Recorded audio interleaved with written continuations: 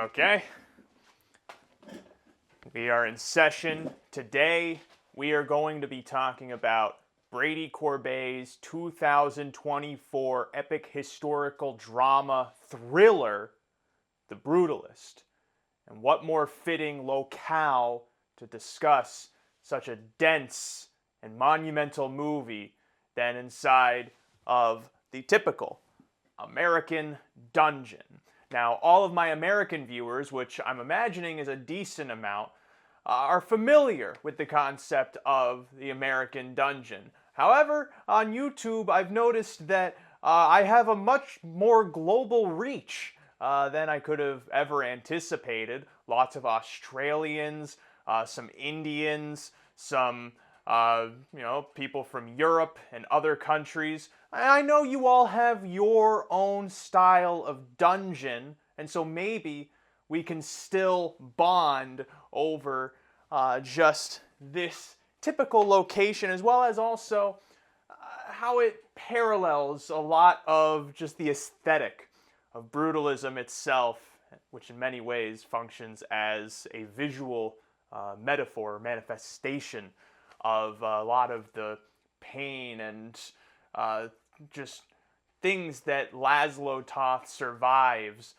through his journey from the Holocaust to America in the saga that we see in The Brutalist. I absolutely love The Brutalist. I love the job Lowell Crawley did with the cinematography. Just every shot has such majesty to it, and from the framing of it to the motion of it. And one thing that was interesting to me on the second watch, and perhaps is reflective of some of the budget constraints that this production had, was how much rehearsal and stuff went into some of these shots too, because there are lots of single takes where the camera just kind of follows around the set piece, and then the actors are, they're doing their thing, but it creates such motion to the story. It makes it feel so much more alive than something of a modern production where a director plays traffic cop to ensure shot, reverse shot, and ample coverage is had of a scene. There's a lot of thoughtfulness to the presentation of Laszlo Toth's story in every beat of the 3.5 hours. Even into the second act after the intermission, which a lot of people think brings down the movie, there's still plenty to keep you, or at least that kept me invested in where the story was going. I think the only weakness to The Brutalist is that it wears its depths on the surface. What I mean is that in the drama of Laszlo Toth's character, in the conflict between him and Harrison Van Buren and this aristocratic family that wants to exploit and take ownership of his craft, there isn't anything really hiding underneath. Beyond the choice of dialogue and how the characters interact, there's not a lot directly said between characters, but when you're watching the movie, you don't really have this sense of a lot happening underneath. It's really spelling out the bottom layers, or the layers underneath the surface for you, but not in an unsatisfying way. And maybe if you're someone who hasn't watched as many movies, it might not come off as obvious to you, but Brady does, I think, a really good job at keeping the stakes high through the whole movie, while also not necessarily getting too far up his own ass, which, when you listen to a lot of interviews that Brady does, he comes off as one of these art snob kind of guys, when all he is someone who just really loves film and loves to put himself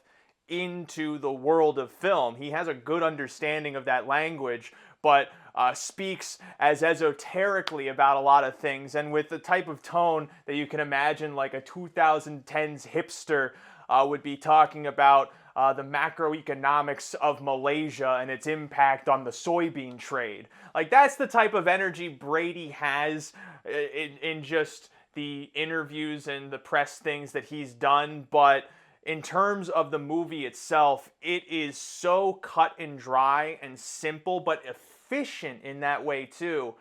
That ultimately just it makes it a fun ride. It doesn't have anything really grand going that you might notice only on like a third or fourth viewing. I noticed a lot more of the stylistic choices by the team on the second viewing than I did the first time I saw it, because I saw it in theaters and then I watched it again at home a few weeks after, trying to just let the movie digest. But it truly was a no-brainer to win cinematography at the Oscars, and then the score by Daniel Blumfeld, Daniel Baldi. Phenomenal. And again, like, not anything revolutionary. I was saying to some of my friends, when Laszlo comes off of the boat in the opening shot before the Statue of Liberty shows up upside down and the horns go ba ba ba ba, I was like, damn, are we watching Star Wars? Like, just melodically, it was incredibly simple, but the job that Daniel did in constructing the music really invokes the proper emotion to tag into what the story is trying to tell you, both as being an epic, as being larger than life, especially something like brutalist architecture tends to be, quite literally, but then also in just how it all functions together. And that ultimately is what makes filmmaking such a rewarding craft and a frustrating craft. And again, is why I think Brady and his team did such a fabulous job putting this story together, because of how simple the movie seems in its themes, in its direction, in what it's overall trying to say. That's merely reflective of the work that the whole team did to ensure that each facet, from the sound to the visuals to the camera's motions to the actors themselves portraying whatever it is they're trying to inside of what the heart of the scene is, every piece is contributing to the same goal. And you can't say that about a whole lot of movies. It's the hardest thing to achieve. You can have a cinematographer who makes beautiful shots, but if you have the wrong music to pair with it, or you have the wrong color to go on top of it, or you have an actor who is very clearly just not engrossed in the right direction for what the scene is trying to do, every piece falls apart.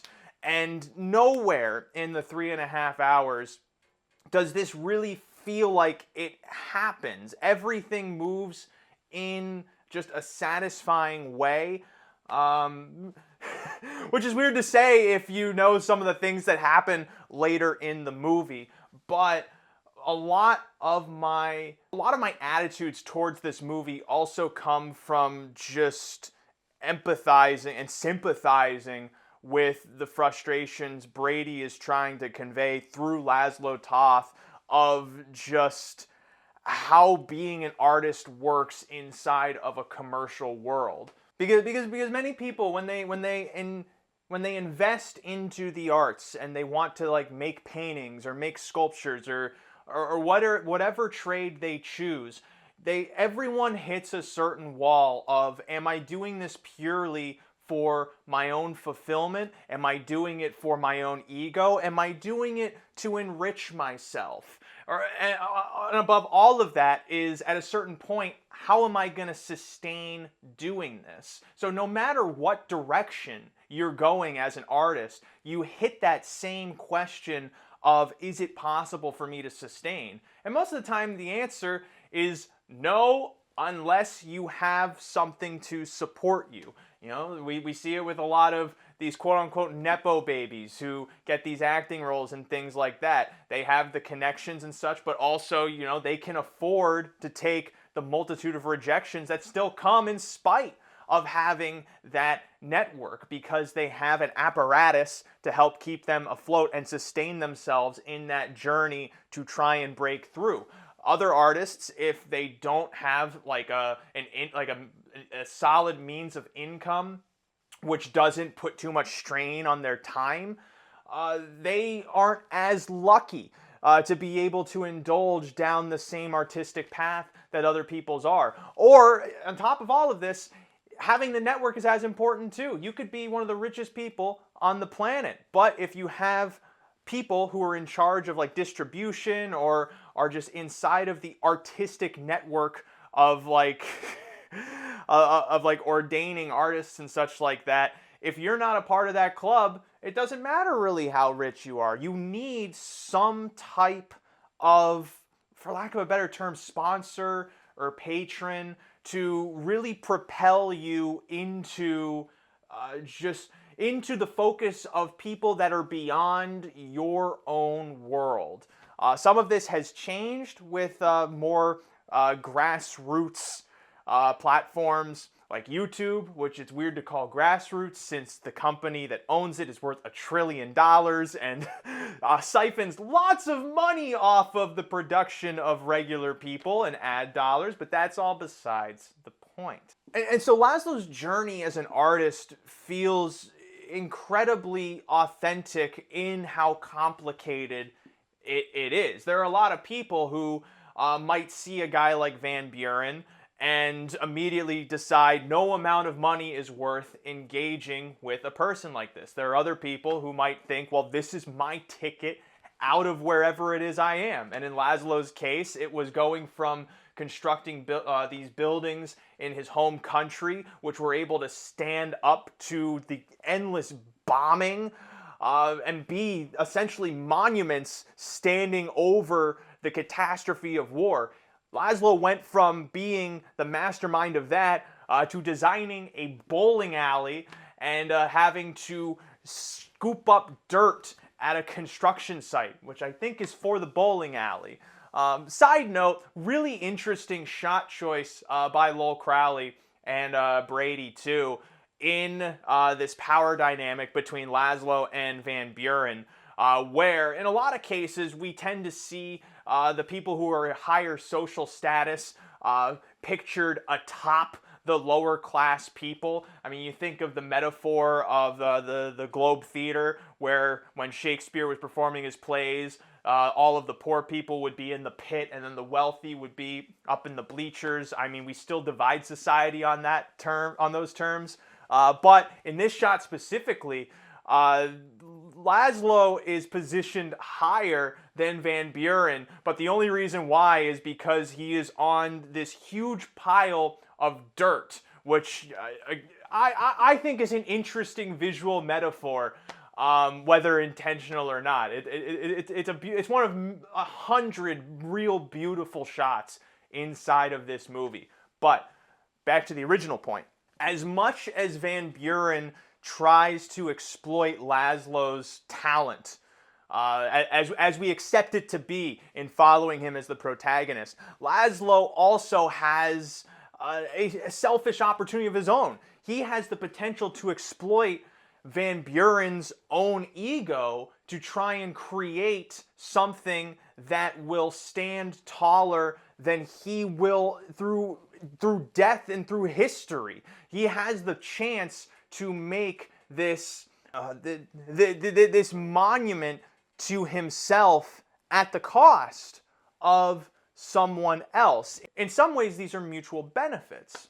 But we see how complicated it gets. Van Buren views Laszlo as much as a visionary and a genius, as easily disposable because of just, I mean, you can maybe say it's because of the culture of that social class, of his own person. There are many threads moving through Van Buren's own psychology to the decisions that he makes. But then Laszlo, too, every time he gets kicked in the balls, he always goes back to trying to complete this project. And that is as much a parallel to just the frustration of the artistic journey in a lot of cases. When we have the opportunity to make our ultimate passion project and that door suddenly opens up.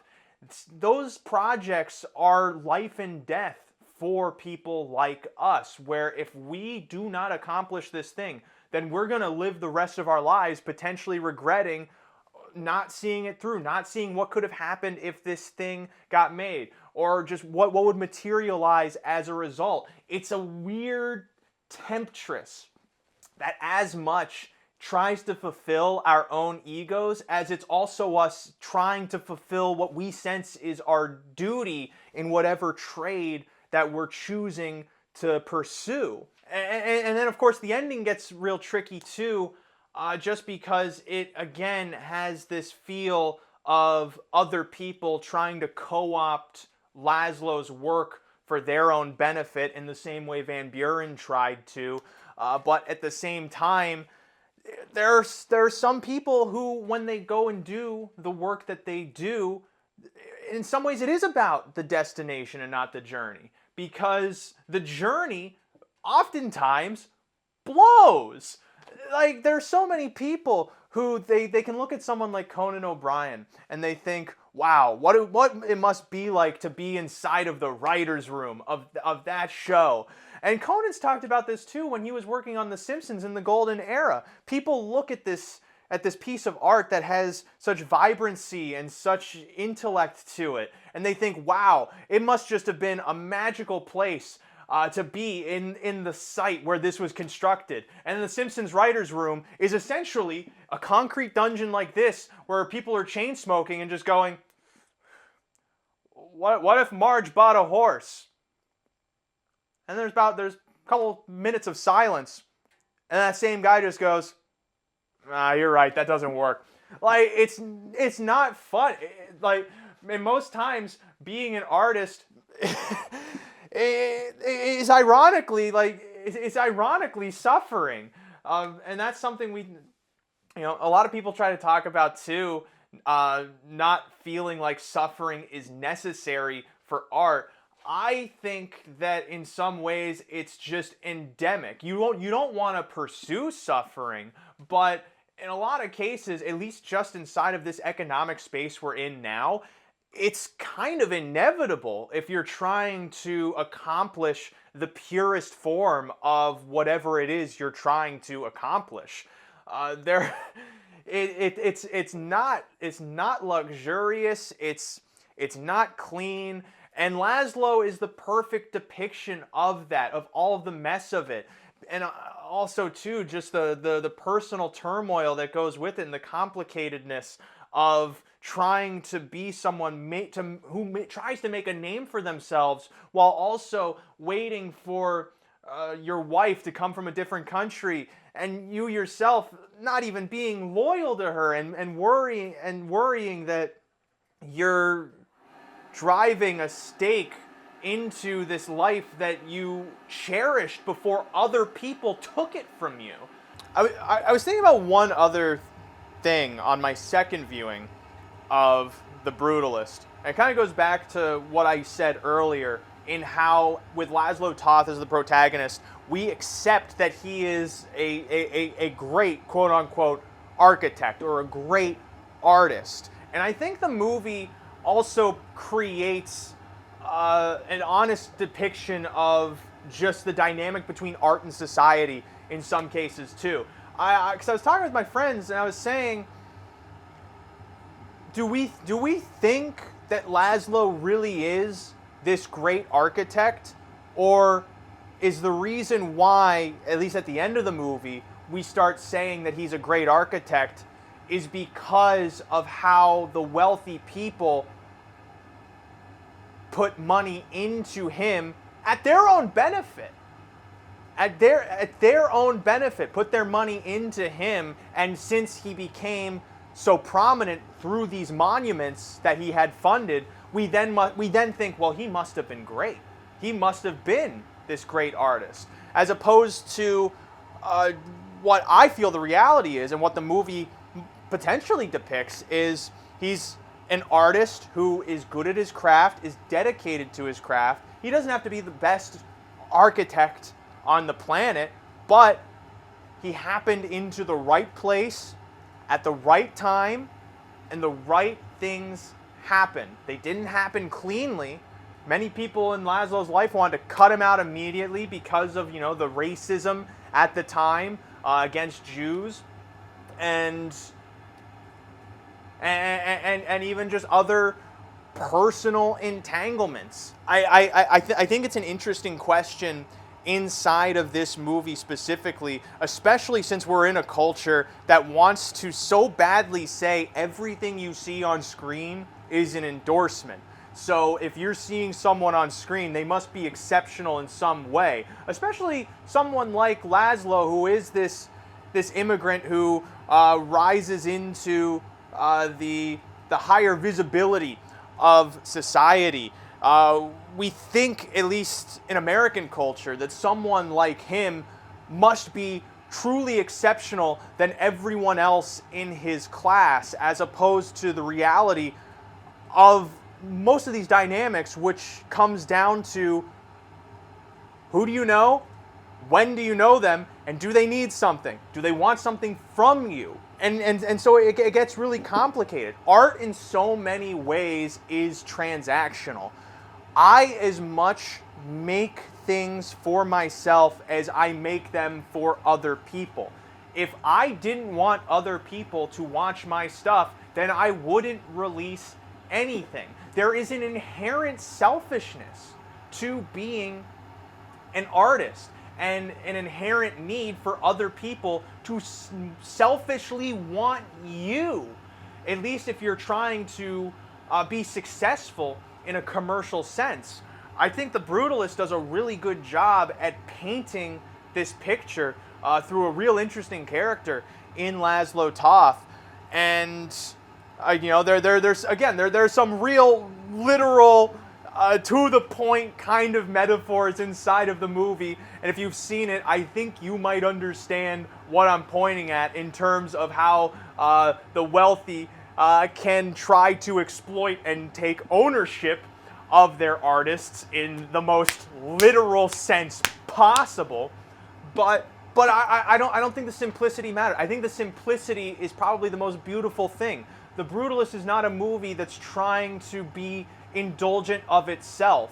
It's being methodical in how it's presenting its story. It's being thoughtful in trying to give proper heart to every character and to create honest dynamics where it doesn't necessarily spell out for you what is happening, but is clear enough that you can follow along with each layer of the social situations going on from scene to scene and through Laszlo's journey towards eventually being a architect to be remembered. It's a stellar movie. If you haven't seen it, it truly is worth the 3.5 hours. You do not feel the runtime, and maybe you don't have the same takeaways that I do. If you're not someone who is endeavoring down artistic paths of your own, you might not find the same resonant things that I do. But I still feel that there's enough activity and enough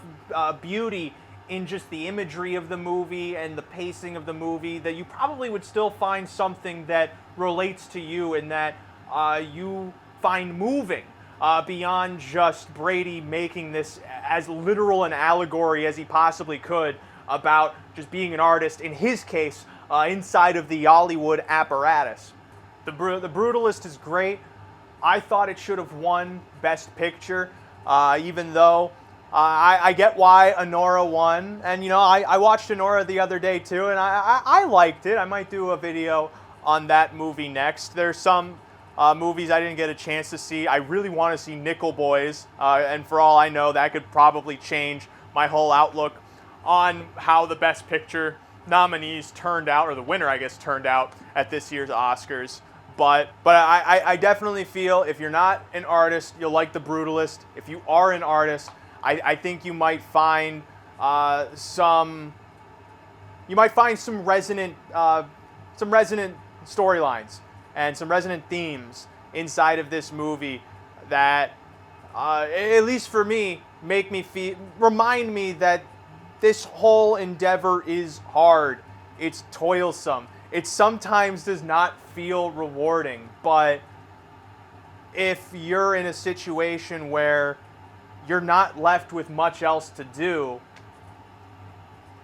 and you kind of just have to try and make happen whatever you can with what you're dealt. And I think that's a story that goes even beyond artists. Everyone is dealt a certain hand in life, and they either suffer from it or they're able to work and get lucky through their work to break out of whatever shitty hand they might have been dealt. Yeah, it's not the most sophisticated movie in the world, but it's a good movie, and you should go watch it. I don't know how to end this, so I'm just going to leave.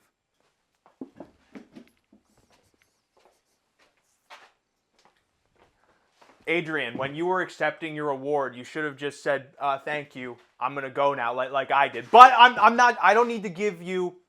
I don't need to give you advice. All right. I have 0 Oscars. Even in my family, you know, it's not a popular Italian name. I can't claim 1 Oscar inside of my family. Even on the Irish side, I don't know if it's really that Irish of a name, but again, and you don't need me to tell you anything. Yeah, I'm gonna leave.